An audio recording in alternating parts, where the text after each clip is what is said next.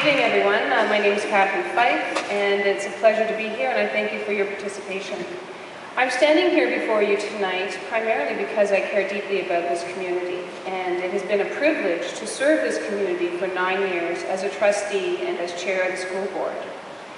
I believe strongly that giving back to the community has a lot to do with paying it forward, and I benefited from growing up in this great province, and I have a lot to contribute and share with the community as a whole.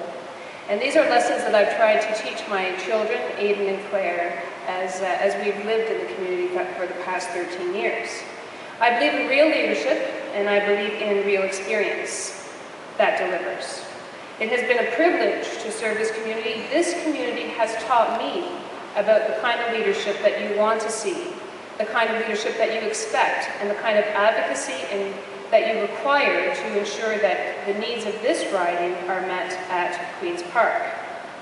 Over the past decade, I have attended community meetings and school council meetings and graduations, and I'm a stronger part of this community because I've listened.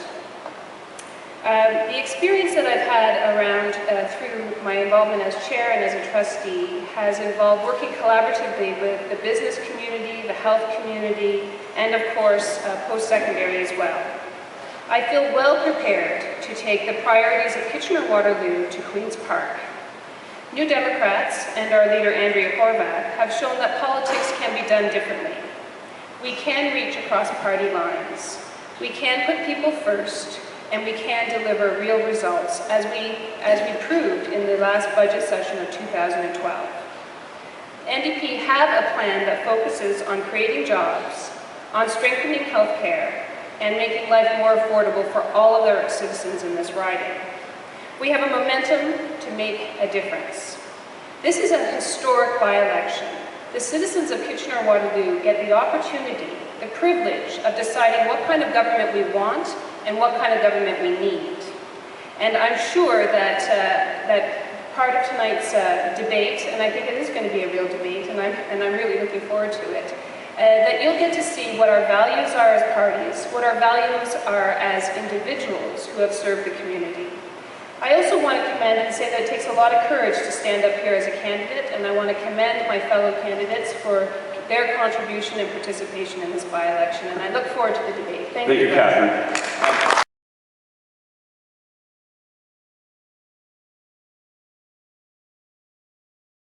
I think that the NDP's position on corporate tax giveaways is quite clear.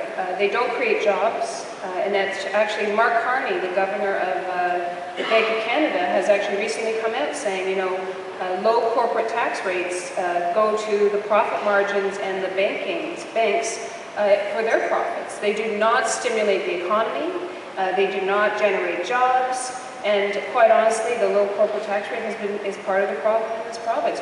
You know, Ontario has one of the lowest corporate tax rates in Canada. If it worked, we would support it, but it doesn't, so we don't.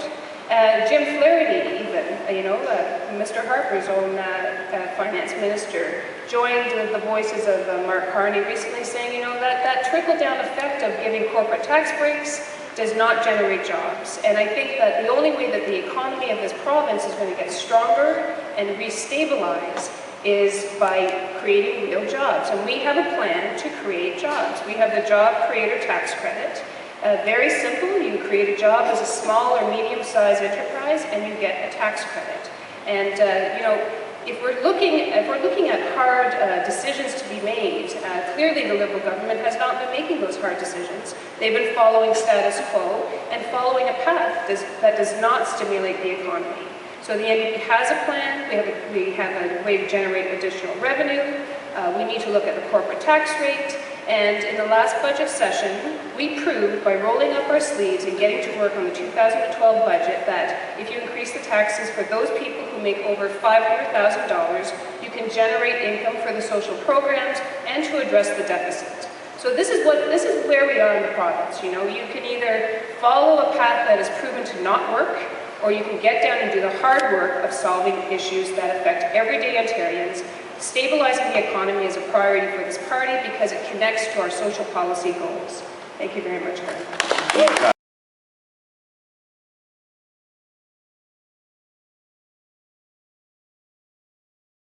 You know, the NDP's position on nuclear has been very clear and very steadfast, is that we have serious concerns about the cost overruns of nuclear power plants, and we have made a commitment to no new nuclear. You know, in 2007, when I was a candidate in Kitchener-Waterloo, I heard about the environment almost at every door, but the economy has trumped the environment, and so we as a party very clearly see that you connect the environment and the economy and the energy portfolio. So green energy jobs, they are out there.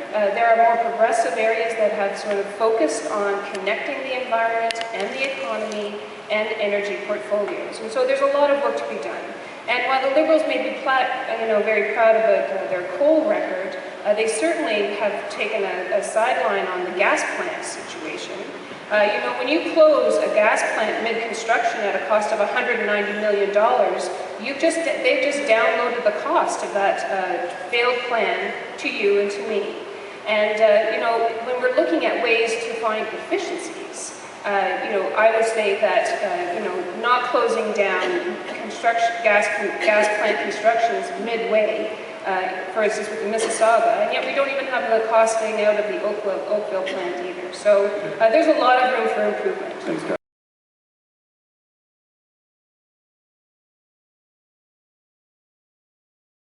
The idea of a pooled registered pension plan is under examination by our party.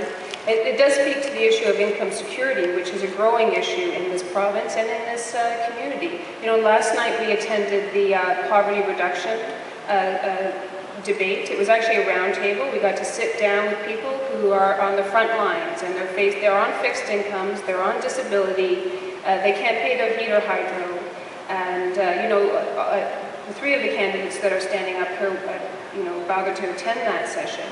So I think the idea of income security, having a strategy in place to ensure that the affordability of life for those who live on the margins, who live on fixed incomes, needs to be part of a broader conversation about strengthening the overall economy of this province.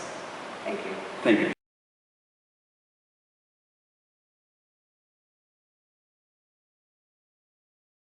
Certainly I'm hearing great concern at the door around an operating deficit of $15 billion. You know, you have to work pretty hard to get yourself into that kind of debt. So our strategy, though, is fairly proactive. As I mentioned, we have to take a good hard look at the corporate tax rate. We need to generate additional revenue. We need to create jobs in a strategic way through the job creator tax credit, targeting small and medium-sized businesses, to find some balance between our revenue and our expenditures. In the 2012 budget session, you know, we rolled up our sleeves, we worked with the Liberal Party, we tried to find a solution to the $15 billion deficit, and also to balance that with our commitment to social programs. Because, you know, if you're going to cut social programs, you can pay for it now or you can pay for it later. And so we went to bat for childcare. You know, people need childcare in order to work, they need childcare in order to go to school, they need childcare in order to train. It's a pivotal piece of the economic structure. So for those people who make over $500,000, 2% increase in taxes generated almost $500 million, which went both to social programs and to addressing the deficit. That's the kind of balanced approach that we need in the province of Ontario, and that's what I'm making a commitment to if I'm elected on September 6th. In a minority setting, the beautiful thing about having to work together is that you have to work together. And, you know, I think that people are very receptive to the idea of politicians working harder. I know it's a little bit of a stretch, but it's true. And we should be working harder to get the work done for the people who elected us. Thank you very much.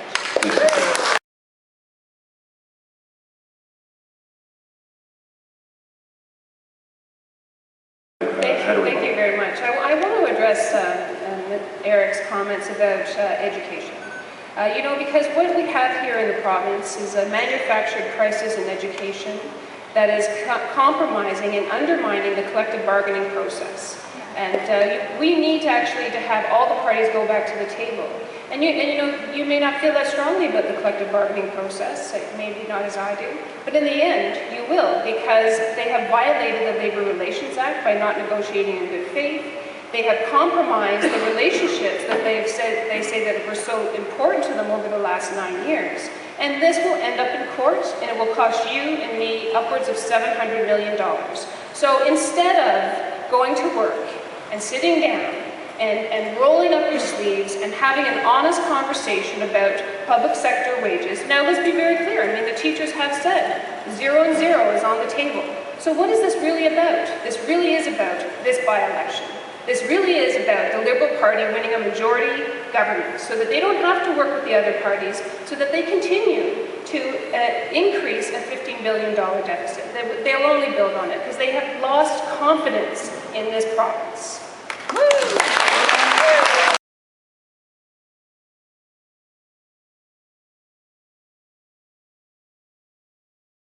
Thank you. As I've stated, I feel very strongly that this is a manufactured crisis in education. We did not have to get to this place in the history of the province. In fact, earlier it was alluded that, Don Drummond made all these recommendations in the report that you and I paid for. I too read that report, and one of the recommendations from Mr. Drummond was that, we not go to legislation because it's going to cost us more money in the end. So instead of actually, sitting down, honoring the collective bargaining process, honoring the Labour Relations Act, taking a legal approach and a rational approach to a conversation when teachers very clearly put a wage freeze on the table. They did. And so now you have conflict where no conflict was needed. You have legislation which is sending people back to work when they have never left work. And you have a destabilization of the public education system, all for purely political reasons. This crisis, this so-called crisis, has been manufactured in order to win a majority government by the Liberal Party. It is disingenuous, and it is not in the best interest of the people of this province. And quite honestly, we're still trying to work through this process. Mr. McGuinty has issued a directive that that the legislature is going to continue to work until midnight to get this thing done. It doesn't make any sense, not even common sense revolution like Mike Harris style. He wouldn't even gone this far. So we really are going down a route that is not in the best interest of students, and it's certainly, the name of the legislation is completely disingenuous. Thank you, Catherine.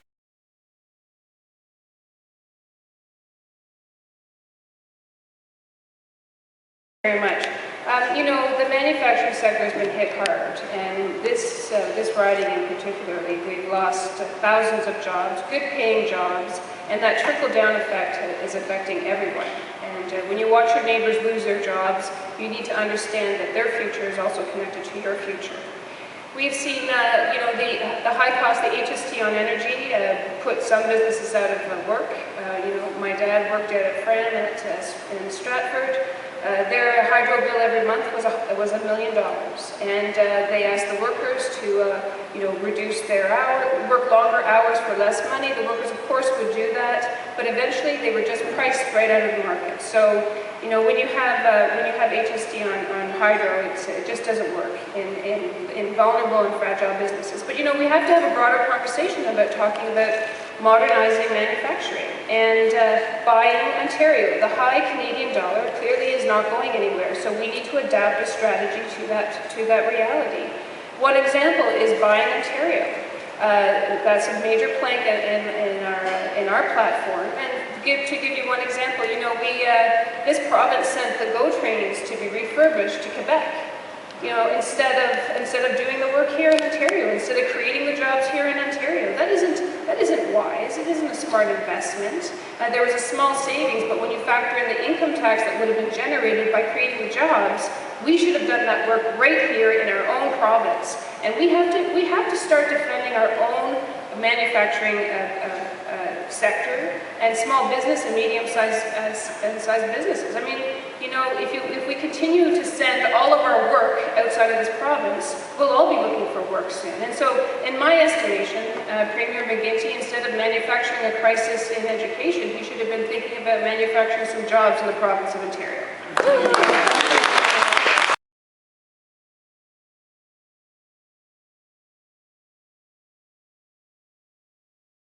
Thank you. You have to go back in the history of the province to find out why the government first brought slots into the harness racing industry, and it was to generate jobs and to build up the harness racing industry.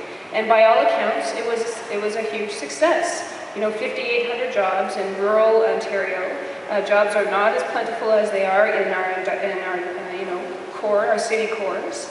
But it isn't a subsidy when it generates $1.1 billion in revenue, and that's what it is doing. And so this is another wrong-headed idea by the Liberal government.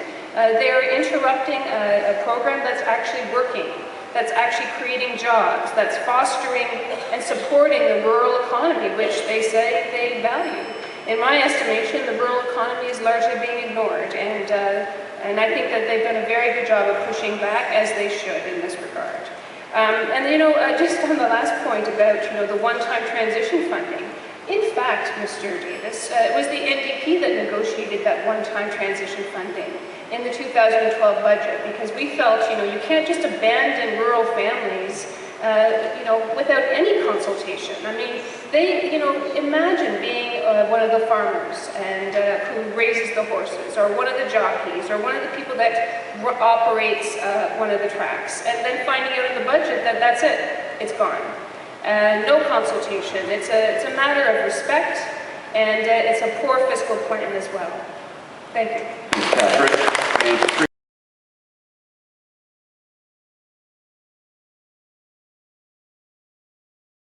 There's been some good questions raised on this new idea of a college of trade. There's certainly been some pushback from small businesses and the trades themselves, asking and questioning about the cost.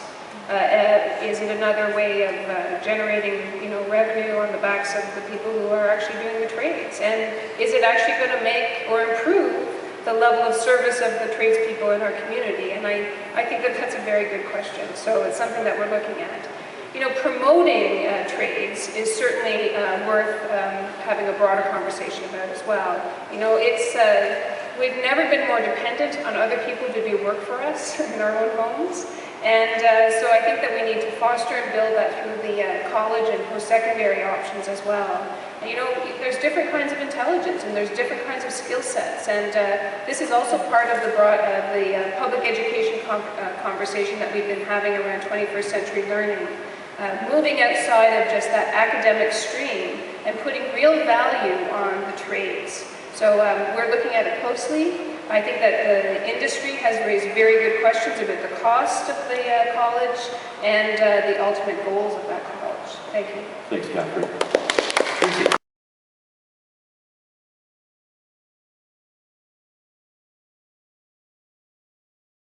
We'll begin the questioning with Catherine Fife. Thank you. I'm hearing this issue at the doorstep daily. The first thing you don't do is you don't pick a fight with the doctors. You don't try to undermine the collective bargaining process with the doctors. You don't try to, cheat them out of a true, open, transparent process about talking about the real services and fees in healthcare. And right now the doctors have also, I believe, taken the Liberal government to court as well. Everybody's going to be in court. I think that the only way to solve that issue is to actually sit down and have a conversation. And it's my understanding that the OMA actually came forward with some efficiencies themselves. They're in the front lines. They understand where the efficiencies can be found. But we would actually do more around fostering and growing and rethinking the way healthcare is delivered. First of all, we have to have physicians come to underserviced areas. This riding now qualifies as underserviced areas. So for new grads, we are offering debt forgiveness in order for them to stay in the community. And I can tell you that that idea has been received quite well. We also need to look at where the money is going in healthcare. Capping CEO salaries and redirecting that money to frontline services is certainly on our agenda, and Andrea Horvath in this last Monday introduced a cap on CEO bonuses. If you're making $400,000 a year, you don't need an $80,000 bonus, and I think that we can all agree on that. I hope that we can all agree on that. Looking at other options around service delivery models, we have an aging demographic in this province and in this country, and we have to look at compassionate models of care for seniors. We have senior citizens who are in hospital beds at $1,200 a day, who can't get into a long-term care facility at $450 a day, and certainly some of those seniors would much rather be in their homes and supported in their homes at $150, as low as $50, but up to $150 a day. So clearly, you know, there are options for us to rethink the healthcare dollars. You know, we are underutilizing nurse practitioners. We have forgotten and not applied a common sense approach to midwives who provide compassionate and holistic care, not only for mothers but also for the babies. And we have to get people out of emergency rooms who don't need to be there because they don't have a family doctor and because they can't have access to an urgent care center. So there's a lot of work to be done on the healthcare portfolio, and I think in a minority government setting, it's something that we can all work together on. Thank you. Thank you, Catherine. Tracy?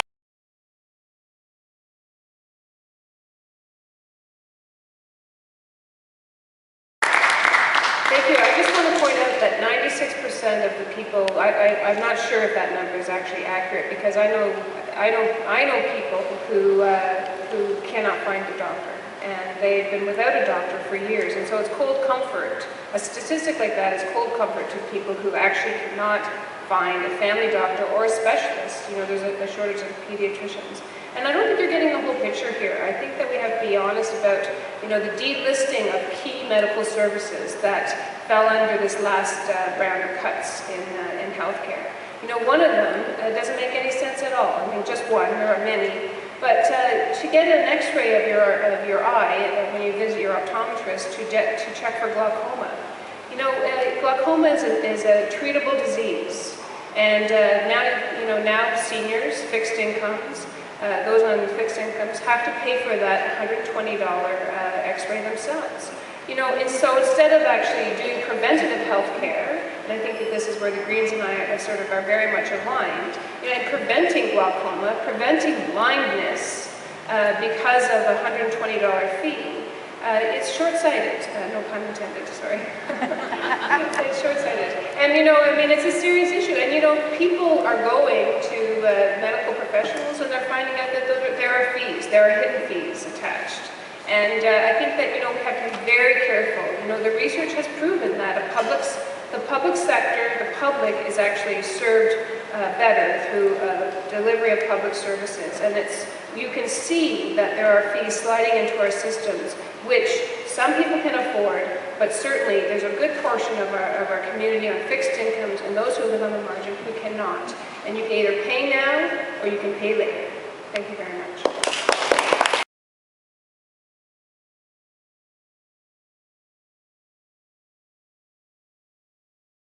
Thank you, and Glenn, you're quite right. I mean, recently, just in this past July, my daughter had surgery at Cambridge Memorial Hospital, and to some degree, it was we were going back in time. The facility clearly needs upgrading, and we did receive excellent care, though. I want to say that. I mean, the nurses there were wonderful, and they helped us get through the entire experience. However, we did talk to them about their hours and the kind of reduction that they've seen frontline workers in that setting. So there's two issues here. There's an investment in the people who actually deliver the frontline services and access to those services for the general public. And then there's the facility. And I think that the local community have done their part. I think that they've come to the table and they've worked hard. And it's very unfortunate that this is another broken promise by the Liberal government. Certainly, there's a lot of work to be done in healthcare, but it's a core value of our community. I mean, until you're in a crisis, you may not consider it to be a top priority, but when you need healthcare, you need healthcare. And it's better to spend now than to spend more later. And the price tag for this facility is only going to go up. So let's get it done. And as a locally elected NDP in a minority setting, you can get work done. You could have made some headway actually in the 2012 budget process, but Tim Budak walked away from the process. He said, you know what, I don't like this budget, I'm not going to work for it, I'm not going to bring the priorities of the people of any riding and anywhere in the province to the table. And that's a missed opportunity, it's short-sighted, and that's the kind of leadership that we've seen from the PC party in this province. Thank you, Catherine.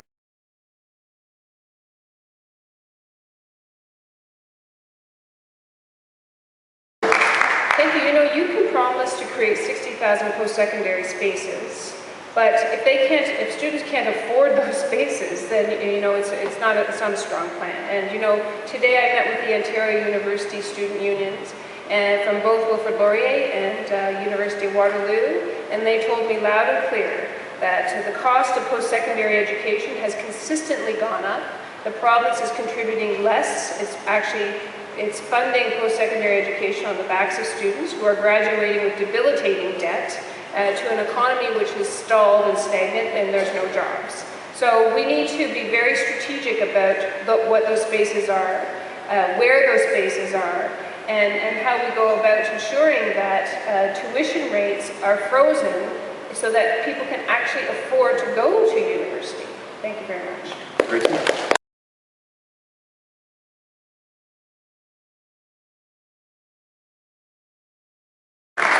Thank you very much for the participation. I think it was an interesting discussion. I like the format of the rebuttal process. It was lively.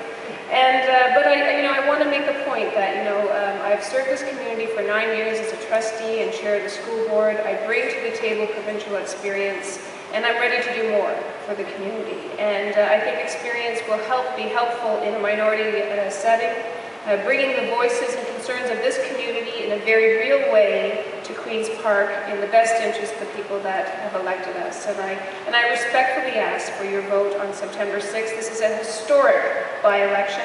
You have the potential to be part of something amazing, choosing the kind of government that we want and the government that we need. Thank you very much. Thank you.